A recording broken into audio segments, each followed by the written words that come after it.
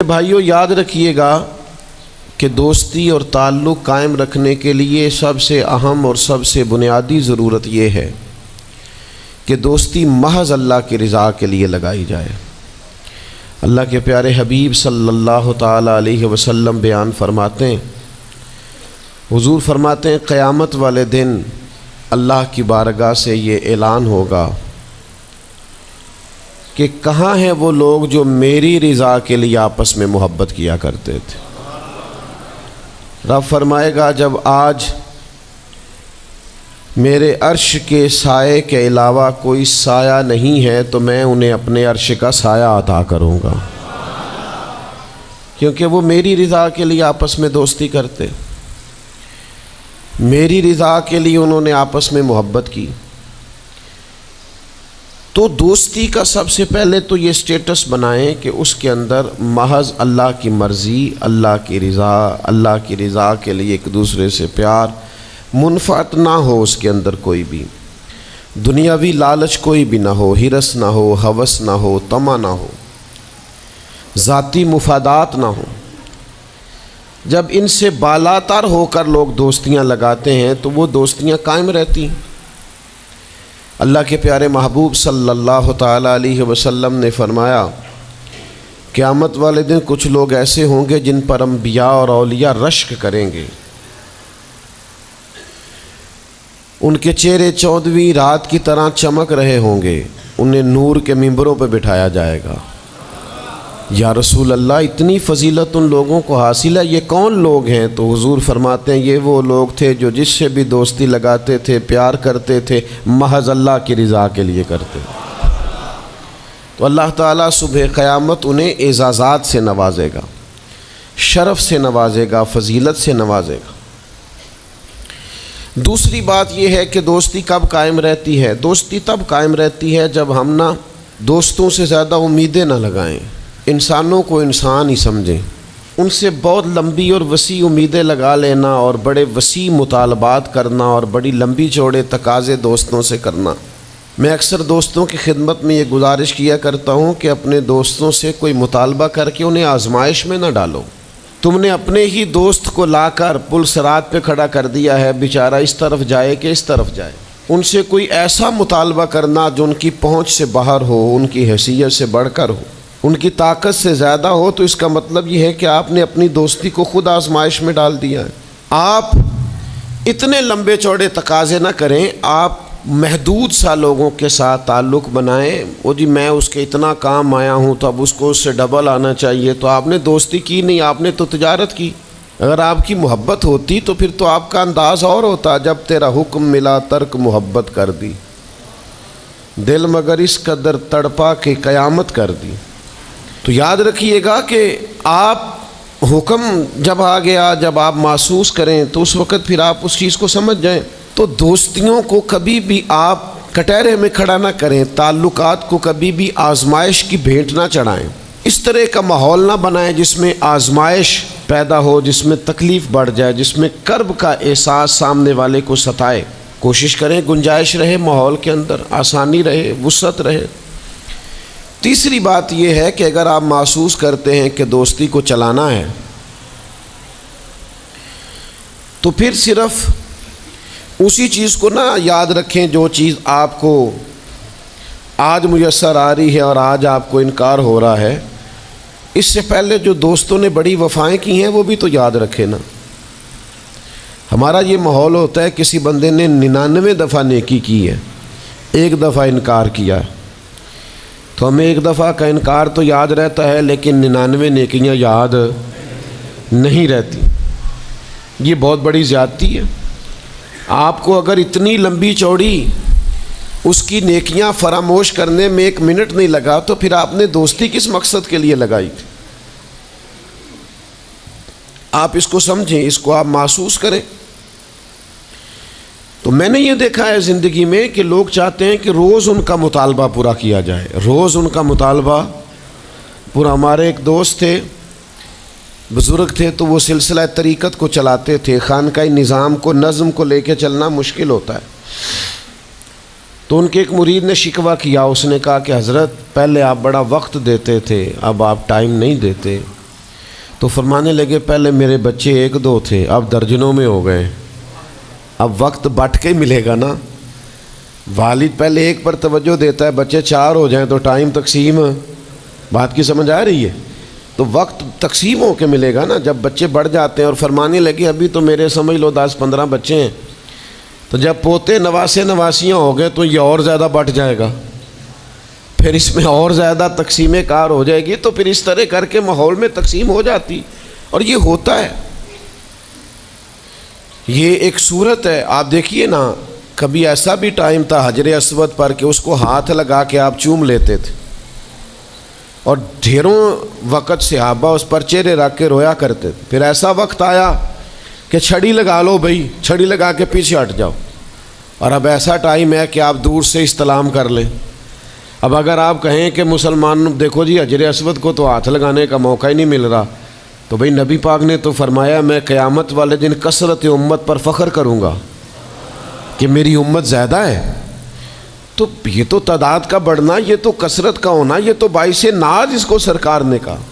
اب آپ دائروں میں محدود کرنا چاہتے ہیں، آپ اس طرح کا ماحول بنانا چاہتے ہیں کہ کوئی شخص مقید ہو جائے، وہ اس دائرے سے باہر نہ نکلے، تو یہ تو بات درست نہیں ہے۔ تو کوشش کرنے کا مقام یہ ہے کہ آپ دوسروں کے لیے بھی گنجائش پیدا کریں، دوسروں کے لیے بھی آسانی کرنے کی کوشش کریں، پھر تعلق برقرار۔ اور پھر آپ پچھلی نیکیاں بھی تھوڑی یاد رکھیں کہ اس سے پہلے اس نے بڑی نیکی کی، بڑی محبت کی، تو پچھلی نیکیاں بھی دوستوں کی یاد رکھیں۔ صحیح بخاری سے ایک حوالہ عرض کرتا ہوں، نبی پاک صلی اللہ تعالیٰ علیہ وسلم کا نا ایک راز لیک ہو گیا۔ حضور مکہ مکرمہ پر حملہ کرنا چاہتے تھے، تو ایک خط لکھ کے دیا گیا ایک عورت کو کہ جا کے پہلے سے آگاہ کر دو مکے والوں کو کہ تم پر حملہ ہونے والا ہے۔ اس عورت نے وہ خط اپنے بالوں میں چھپایا اور وہ نکل گئی۔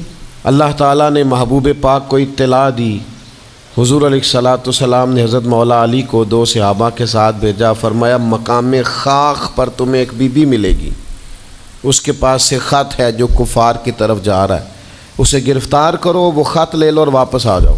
حضرت مولا علی شیر خدا رضی اللہ تعالیٰ عنہ وہاں پہنچ گئے، اس خاتون کو گرفتار کر لیا، اس کو کہا وہ خط دے، وہ کہنے لگی میرے پاس تو نہیں ہے، کوئی خط نہیں۔ تو حضرت علی فرمانے لگے چونکہ میرے نبی نے کہا ہے تو خط تیرے پاس ہی ہے۔ ہاں، ساڈے نبی دی زبان ساڈے واسطے قرآن، وہ زبان جس کو سب کن کی کنجی کہیں، اس کی نافذ حکومت پہ لاکھوں۔ خط تیرے پاس ہے۔ آپ نے تلوار نکال لی، فرمایا نکالتی ہے کہ نہیں؟ اس نے بال کھولے، خط نکال دیا۔ وہ خط جب کھولا تو خط لکھا تھا حضرت حاتم بن ابی بلتع رضی اللہ تعالیٰ عنہ، بدری صحابی ہیں۔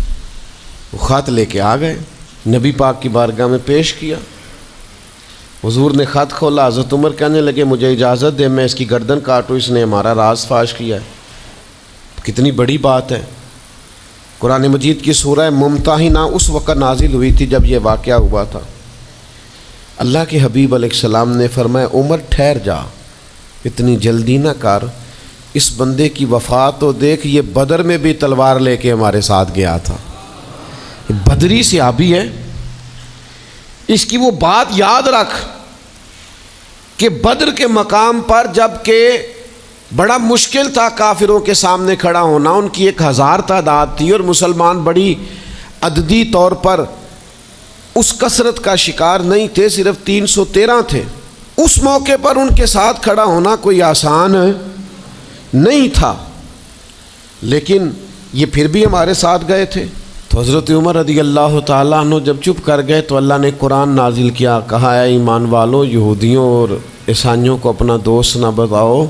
تو حضور فرمانے لگے دیکھ لو عمر، اللہ نے اسے مومن کہہ کے پکارا ہے، اللہ نے بھی اسے۔ اب نبی کریم نے فرمایا بتاؤ یہ تم نے کیا کیا؟ تو عرض کی یا رسول اللہ صلی اللہ علیہ وسلم آپ میرا ظاہر باطن جانتے ہیں، جتنے بھی یہاں سے لوگ ہجرت کر کے مکے سے آئے ہیں نا، ان کا کوئی نہ کوئی رشتہ دار مکے میں ہے جو ان کے رشتہ داروں کا، بال بچوں کا، گھر والوں کا دھیان رکھتا، میرا وہاں کوئی بھی نہیں۔ اور مجھے پتا تھا آپ نے حملے کا ارادہ کر لیا ہے تو انشاءاللہ کامیابی اللہ نے مسلمانوں کو ہی دینی ہے، وہ کر کچھ نہیں سکتے۔ میں ان پر ایک احسان کرنا چاہتا تھا تاکہ وہ میرے بچوں کا اور میرے پیچھے گھر والوں کا تھوڑا خیال رکھیں. اتنی سی میری خواہش تھی. میرے نبی کریم نے ان کا عذر قبول کر لیا. فرمایا ٹھیک ہے، آپ جو کہہ رہے ہیں بات ایسے ہی ہے. آپ کو اسلام کو نقصان نہیں پہنچانا چاہتے، آپ یہ چاہتے تھے کہ کوئی ایک نیکی ان پہ کر دی جائے تاکہ وہ آپ کے. تو اتنی بڑی بظاہر بات تھی لیکن حضور نے قبول کر لی. معنی کیا ہے کہ دوستوں کی پچھلی نیکیاں بھی یاد رکھنی چاہیے، ان کی پچھلی بھی خوبیوں اور پچھلے بھی معاملات کو تھوڑا یاد رکھنا چاہیے. ہم کیا کرتے ہیں؟ ہم کہتے ہیں جی اب وہ یہ نہیں کر رہا. بھئی تب کر رہا تھا نا، تو تب کی یاد کر لو، تب کی یاد رکھ لو، اس وقت کی آپ خیال کر لیں. ہم کیا کرتے ہیں؟ ہم 99 دفعہ کسی نے نیکی کی ہے تو ہم کہتے ہیں 100/100 چاہیے. آج بھی یہ کرے گا تو پھر تو قابل قبول ہے. تو اس سے کیا ہوتا ہے؟ اس سے تکلف پیدا ہوتا ہے. ایک آدمی روز کیسے نیکی کر سکتا ہے؟ چوتھی بات یہ ہے، اگر ہم چاہتے ہیں دوستیاں نبھیں تو اسلام کا ایک حسن ہے کہ اسلام دین اعتدال ہے. اسلام کہتا ہے چلو ہی ذرا معتدل ہو کے، پہلے ہی ذرا تھوڑا سا احتیاط سے چلو. ہم جب کسی بندے کے اوپر فدا ہوتے ہیں تو پھر پورے ہی فدا ہوتے ہیں. پھر تو جناب یہ بھی تیرا ہے، یہ بھی تیرا ہے، یہ بھی تیرا ہے. اور جب بعد میں لڑائی ہوتی ہے تو چائے کی پیالیوں کا بھی حساب کرتے ہیں کہ وہ جو وہاں جاتے ہوئے چائے پی تھی نا، اس کے پیسے بھی میں نے دیے تھے، لہذا وہ بھی میرے بنتے ہیں واپس کر. کورے ورک کتاب نہیں ہوندے، پتھر دل گلاب نہیں ہوندے، اور سجنا پہلوں ہی سوچ کے لائیں پھر یاراں نال حساب نہیں ہوندے. آپ سوچ سمجھ کے دوستی لگائیں، تعلقات کو سوچ سمجھ کے لے کے آگے چلیں. نبی پاک صلی اللہ علیہ وسلم نے فرمایا وقفے سے ملا کرو، محبت بڑھتی ہے. تھوڑا نا وقفے سے ملا کرو، اس سے محبت بڑھے گی. یہ جو بہت وارفتگی ہے نا، بہت وارفتگی ہے، بہت جوش ہے، تو اس کا نتیجہ یہ نکلتا ہے کہ جتنی زور سے گیند دیوار سے لگتی ہے پھر اتنی زور سے ہی گیند واپس آتی ہے، اس کے نتائج ٹھیک نہیں نکلتے. تو عرض یہ کرنا چاہتا ہوں کہ اعتدال میں رہیں، معتدل رہیں، آپ اس حد سے تجاوز ہی نہ کریں. میرے پاس یہاں ایک دوست آئے تو مجھے کہنے لگے جی میرا دوست بڑا اچھا تھا، بڑا نائس تھا، بڑا بہترین تھا، بڑا پیارا تھا، میرے ایک دوسرے دوست نے اسے خراب کر دیا. تو میں نے کہا وہ دوسرا دوست؟ میں سمجھا نہیں. کہنے لگے یہ میرا پرانا دوست تھا جس نے اسے خراب کیا، اور جسے کیا وہ نیا تھا 2-4 سال. اس کی میں نے دوستی لگائی تھی، اب وہ دونوں ڈائریکٹ ہو گئے اور مجھے انہوں نے بیچ میں سے نکال دیا ہے. تو میں نے کہا یہ تو اکثر ہوتا ہے، پہلی دفعہ تو نہیں ہوا، اس طرح تو ڈھیر دفعہ ہوتا ہے. کہنے لگے میں کروں کیا؟ میں نے بڑا شور کیا ہے، ان کو اپنے احسان بھی یاد کرائیں پر وہ مانتے نہیں. میں نے کہا اب حل ہے نا، تھوڑا چپ کر جا کچھ عرصے کے لیے، تھوڑی خاموشی اختیار کر. جو چپ کر جاتا ہے وہ بھی بچ جاتا ہے. اگر تم چاہتے ہو کہ یہ دوستی پھر سے بحال ہو جائے تو زیادہ شکوے نہ کرو، زیادہ شکایتیں. ہم بعض اوقات اعتراضات اتنے کر بیٹھتے ہیں، شکوے اتنے کر بیٹھتے ہیں، اپنی زبان سے باتیں اتنی نکال بیٹھتے ہیں کہ دوبارہ پھر دوستی کا بحال ہونا ممکن ہے. ایک حدیث یاد رکھیں گے اگر سناؤں آپ کو تو؟ نبی پاک صلی اللہ تعالیٰ علیہ وسلم نے فرمایا کسی سے دشمنی بھی کرو تو اعتدال سے کرو، ہو سکتا ہے کل کو وہ تمہارا دوست بن جائے. اور فرمایا کسی سے دوستی بھی کرو تو اعتدال سے کرو، ہو سکتا ہے کل یہ دشمن بن جائے. دوستی اور دشمنی میں یہ جامع ترمذی میں حدیث، اعتدال کا رستہ نہ چھوڑو، معتدل رہو. سارے راز ہی دے بیٹھنا، ساری باتیں پہلے کر لینا اور اعتراض کرنا، اب تو شکوے بھی پھر سارے ہی کر لینا. دوست کو اس کی کمزوریوں کا بھی پتہ ہوتا ہے، وہ ساری کمزوریاں بھی اس کی بیان کر لینا، اس کو بھی بتانا، اس کو بھی بتانا، اس سے بھی ذکر کرنا. تو یہ انداز درست نہیں ہے. آپ معتدل انداز میں دوستی لگائیں، اعتدال کے ساتھ چلیں، شکوے زیادہ نہ کریں، اعتراض زیادہ نہ کریں. وہ بے وفا ہی صحیح پھر بھی یار اپنا، چلو اس میں کمی ہے، وہ اس میں بے وفائی ہے، پر سجن تو اپنا ہے نا. تو دوستی ہماری ہے اس کے ساتھ، اس کی کمزوریوں کو چھپائیں. آپ اس معاملے پر تھوڑا سا اپنے ظرف کو کشادہ کریں، آپ تھوڑی وسعت پیدا کریں. ہم سمجھتے نہیں چیزوں کو، ہم غور نہیں کرتے. اس خاص انداز میں چیزوں کو نہیں لیتے جس انداز میں چیزوں کو لینا چاہیے۔ ہماری ذاتی کمزوریاں ہوتی ہیں اور ہم ان کمزوریوں کا دوسروں پہ ڈال دیتے ہیں، کہتے ہیں وہ بے وفا نکل آیا۔ بھئی آپ بھی حد سے زیادہ فریفتہ تھے، اب آپ ہی حد سے زیادہ اعتراض کر رہے ہیں۔ حضور نے فرمایا جس کی تعریف کر لو پھر دوبارہ اس پر کبھی تنقید کر جو بیٹھے ہیں، تعریف تو ختم ہو گئی بات، پھر تھوڑی چشم پوشی کرو۔ انسانوں میں کمیاں بھی ہوتی ہیں، تو دوستی کو صحیح طور پر آگے لے جانے کے لیے چھٹا سبق یہ ہے کہ تھوڑی سی نا عادت عیب پوشی کی بھی بنائیں، تھوڑا پردہ پوشی کا مزاج ہو تو پھر بھی ذرا دوستی آگے، سمجھ آ رہی ہے بات کی؟ تھوڑی سی نا نظر عیب پوشی والی بھی۔ کچھ لوگوں کی تنقید کی آنکھیں اتنی زیادہ کھلی ہوتی ہیں کہ وہ بیچارے کسی جگہ بھی تعلق نہیں رکھ سکتے، جہاں جاتے ہیں انہیں کمیاں ہی کمیاں نظر آتی ہیں، خامیاں ہی خامیاں نظر آتی ہیں، ان کا مزاج نہیں ہوتا کسی عیب کو چھپانے کا۔ تو آپ جس جگہ پہ موجود ہیں، جس جگہ آپ کے تعلقات ہیں، جہاں دوستی ہے، جہاں محبت ہے، وہاں تھوڑا سا عیب پوشی کا بھی مزاج ہونا چاہیے۔ نبی پاک علیہ السلام نے فرمایا تو کسی مسلمان کی دنیا میں پردہ پوشی کر دے، اللہ قیامت والے دن تیری پردہ پوشی فرما دے۔